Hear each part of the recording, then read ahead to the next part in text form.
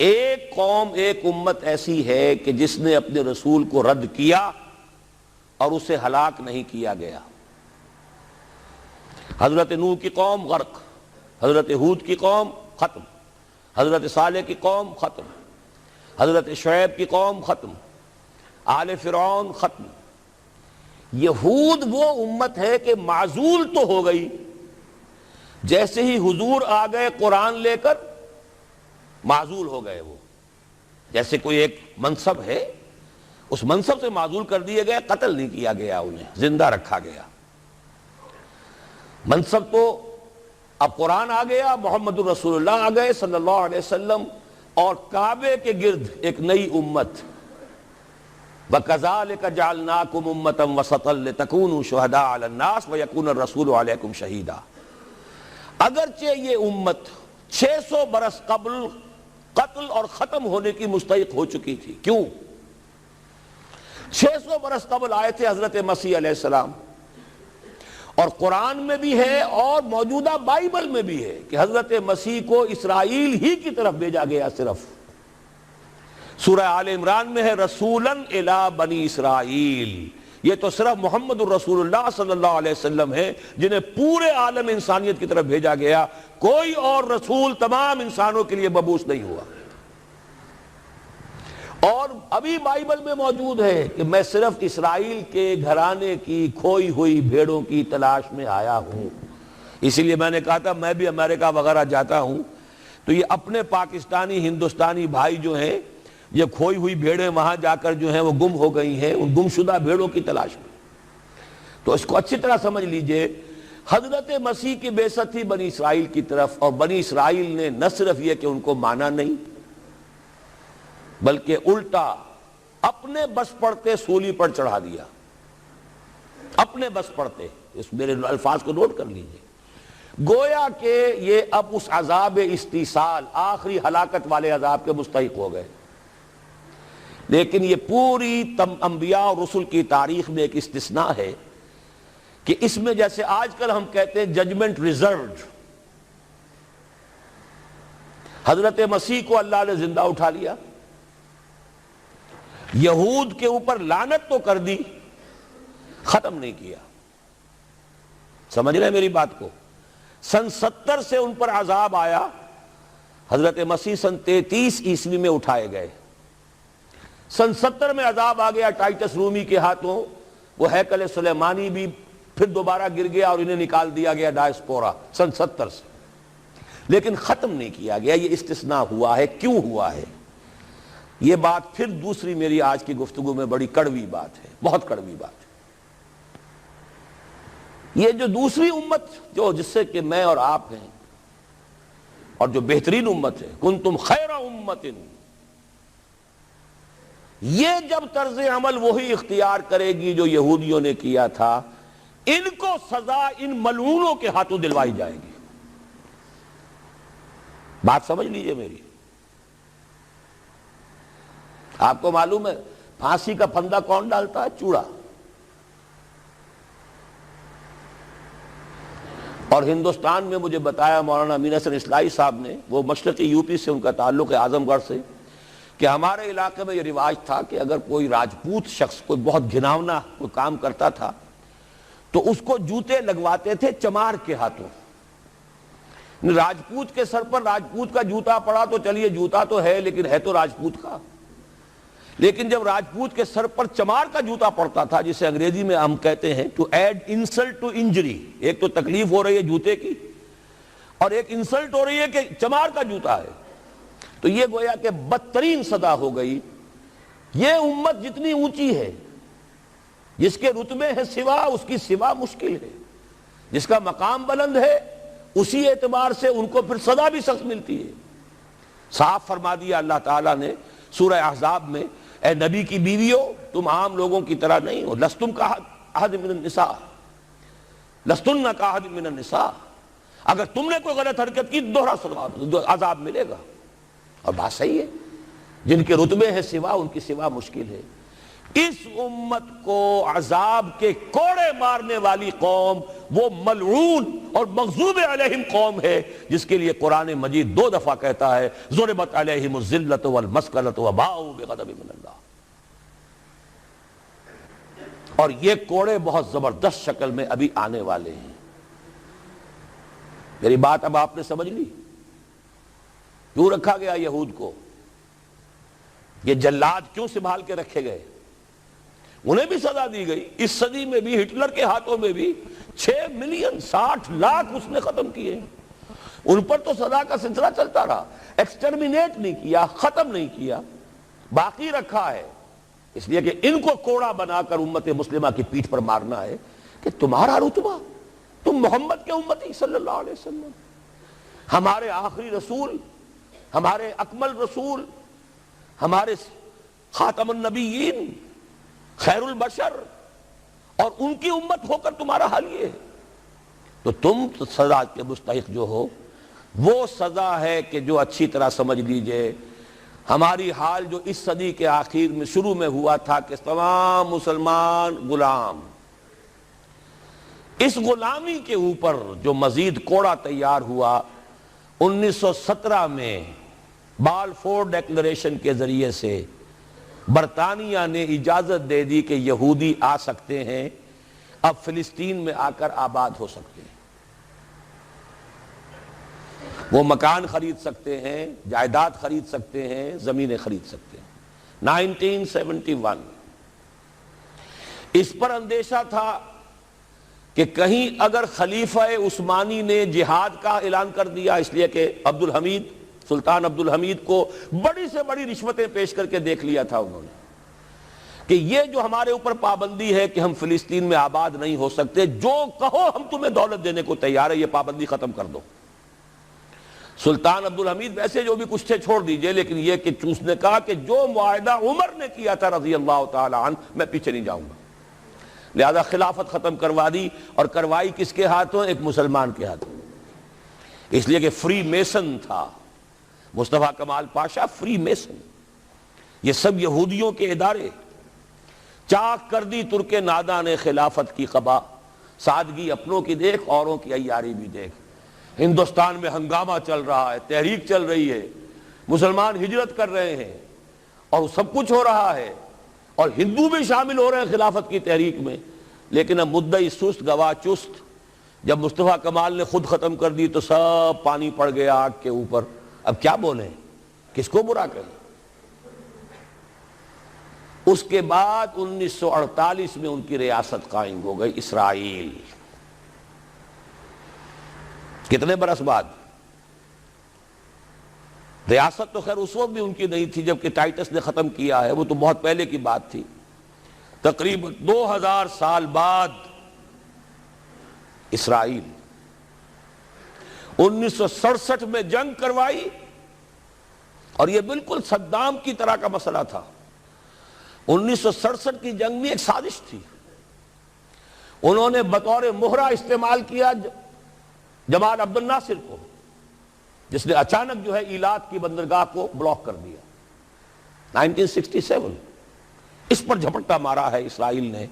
ادھر سے سینائی لے لیا, ادھر سے گولان ہائٹس لے لیے, ادھر سے جو ہے West Bank of Jerusalem, West Bank of Jordan لے لیا. یہ 67 کی بات ہے. پھر عالم عرب میں ایک ملک ذرا نکلنے لگا تھا کہ شاید ایک کے پاس پیسہ بہت تھا, لیبیا کے پاس, وہ مدد کر سکتا تھا کسی مسلمان ملک کی کہ وہ ایٹم بم بنا لے. 2 ملک ایسے تھے, ایک غیر عرب, ایک عرب. عراقیوں کے پاس کچھ صلاحیت معلوم ہو رہی تھی کہ کچھ دانت شاید نکل آئیں, جیسے دودھ کے دانت ہوتے ہیں تو شاید ایٹمی دانت نکل آئیں. وہ بھرکس ان کا نکالا ہے. ایک دفعہ جا کر آپ کو یاد ہوگا ہوائی جہاز گئے اور سب کا تہس نہس کر کے آ گئے, اور وہ سخت جان قوم نکلی, انہوں نے پھر کچھ بنا لیا. تو پھر وہی 100 دام جال, پھر وہ 100 دام جو ہے جال کی شکل بچھا کر, اور جو پھنسایا ہے تو اگلا پچھلا کھایا پیا سارا اگلوا لیا. نتیجہ کیا نکلا؟ جنگ خلیج کے بعد اب عالم عرب پورا کا پورا اسرائیل کے سامنے سرنگوں ہے.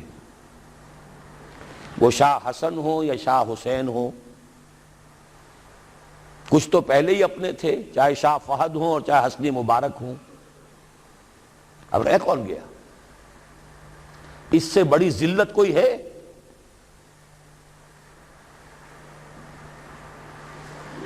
جن کے ساتھ ایک میز پر بیٹھنے کو تیار نہیں تھے، جن کے ساتھ گفتگو کو تیار نہیں تھے، اور بلا کر کہاں کھڑا کیا ہے؟ آؤ میڈرڈ میں، اسپین میں آؤ، اسپین سے شروع کروائیں گفتگو۔ اور اسپین کون سی جگہ ہے؟ مسلمانوں کا دنیا میں سب سے بڑا قبرستان، جہاں 800 برس حکومت کی اور پھر ایک ایک بچہ ختم کر دیا گیا، نام و نشان مٹا دیا گیا۔ 1492 میں فال آف گرینیڈا ہوا ہے، سقوط غرناطہ، اور 1992 میں ٹھیک 500 برس بعد یہ نیگوسیشن شروع ہوئی ہیں میڈرڈ کے اندر۔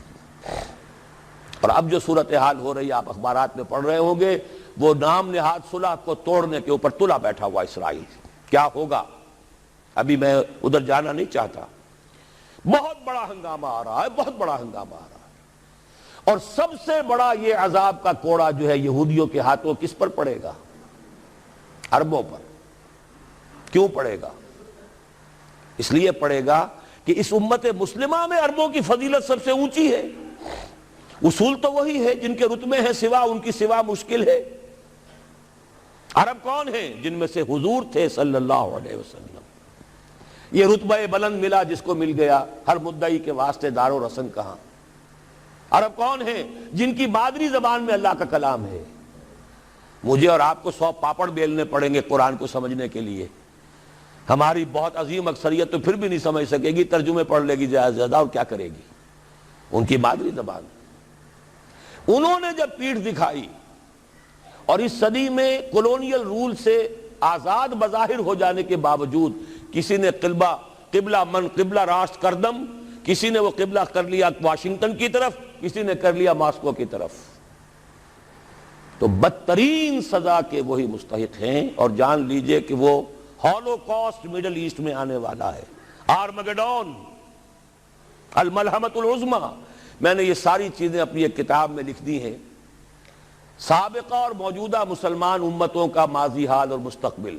ایک موجودہ امت مسلمہ ہے ہم، ایک سابقہ امت مسلمہ ہے معزول شدہ، وہ ہیں یہود، اب بھی موجود ہیں، امت موسیٰ ہے، صاحب تورات ہے۔ ان کا ماضی کیا ہے، حال کیا ہے، مستقبل کیا ہے؟ مستقبل میں سب سے بڑا پیچ جو پڑنے والا ہے، جیسے پتنگوں کا پیچ ہوتا ہے، ان دو امتوں کا ہے۔ مڈل ایسٹ سب سے بڑی جنگ، تاریخ انسانی کی عظیم ترین جنگ کا میدان بنے گا، جس کو حضور نے نام دیا الملحمۃ العظمیٰ، عظیم ترین جنگ۔ احادیث موجود ہے میری اس کتاب کے اندر، حوالوں کے ساتھ ہے، ٹیکسٹ کے ساتھ ہے۔ ویل للعرب من شر قد اقترب، ہلاکت اور بربادی ہے عرب کے لیے اس شر سے جو قریب آ چکا ہے۔ لیکن اب یہ بات تو پھر میرے اور آپ کے لیے ذرا دور کی ہو گئی۔ تیسری کڑوی بات اب آ رہی ہے۔ ابھی تو عربوں کی بات تھی نا۔ 120 کروڑ میں نے آپ کو بتایا تھا کہ مسلمان دنیا میں ہیں، ان میں 20 پلس 22-23 ہوں گے عرب ہیں، باقی 1 ارب 100 کروڑ یہ کون ہے؟ نان عرب، امیین، امیین نہیں آخرین، امیین تو وہ عرب ہیں۔ ان میں سے بقیہ میں سے سب سے بڑی مجرم قوم میں اور آپ ہیں۔ ہندوستان کا مسلمان نہیں، انڈونیشیا کا نہیں، ایران کا نہیں، ترکستان کا نہیں، افریقہ کا نہیں۔ 20 کروڑ عرب اور 10 پلس 11 ہیں یا 12 کروڑ ہیں، کتنے بھی ہیں پاکستانی نمبر 2 مجرم۔ کیوں؟ انہوں نے ایک ملک بنوایا اسلام کے نام پر، لاکھوں انسانوں کی جانیں گئیں، ہزارہا عصمتیں لوٹی، کتنا بڑا تبادلہ آبادی ہوا، کتنی مسلمان عورتیں ہندوؤں کے قبضے میں رہ گئی۔ کس نام پر؟ ہمیں اسلام کے لیے ملک چاہیے، قائد اعظم نے فرمایا ہم اس لیے پاکستان چاہتے ہیں کہ اسلام کے اصول حریت و اخوت و مساوات کا ایک نمونہ عہد حاضر میں پیش کریں۔ 50 برس ہو چکے ہیں، نوٹ کر لیجئے، 2 حساب ہیں نا، ایک ہے شمسی ایک ہے قمری۔ قمری کے حساب سے 50 برس ہو چکے، 9 مہینے زائد ہو چکے ہیں۔ شمسی حساب سے 50 برس میں 9 مہینے کم ہیں، بس اتنا ہی فرق ہے۔ اگلے اگست میں ہو جائے گا نا 50 برس کرسچین ایرا سے، 1997 1947 اگست تک کتنے مہینے رہ گئے؟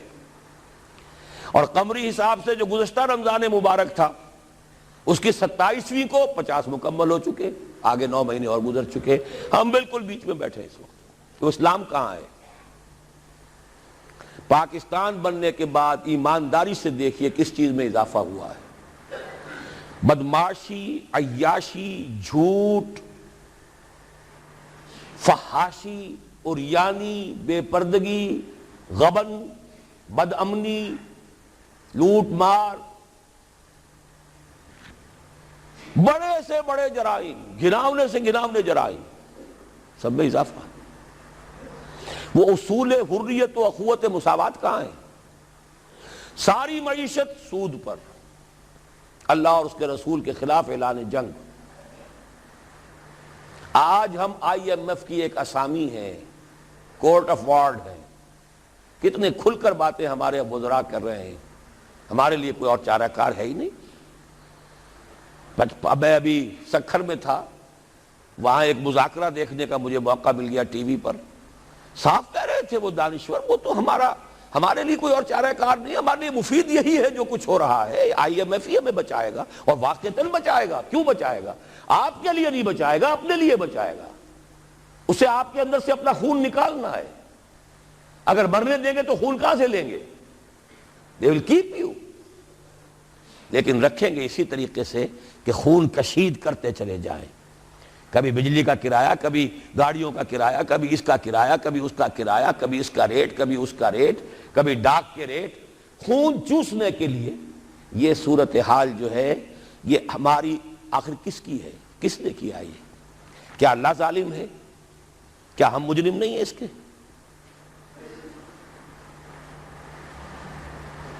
یہ اجتماعی جرم، اور کوئی ملک اسلام کے نام پر نہیں بنا، اچھی طرح نوٹ کر لیجئے۔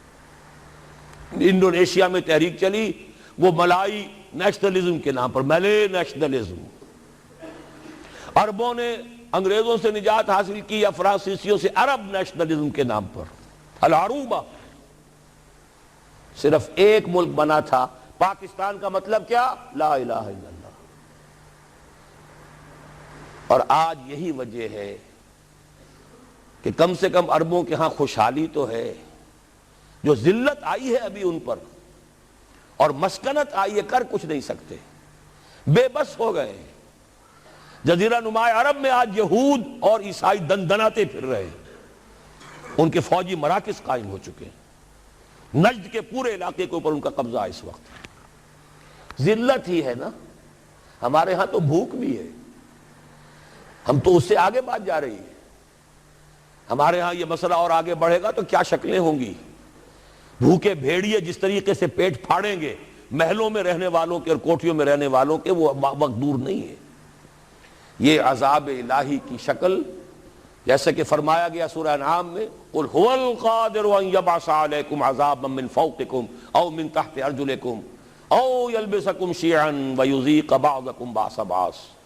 اے نبی ان سے کہہ دیجئے اللہ اس پر پوری طرح قادر ہے کہ تم پر کوئی عذاب بھیج دے تمہارے سروں کے اوپر سے، یا تمہارے قدموں کے نیچے سے نکال دے، یا اللہ کو کوئی اور کام کرنا ہی نہ پڑے، تمہیں کو آپس میں ٹکرا دے، ایک دوسرے کی طاقت کا مزہ چکھائے۔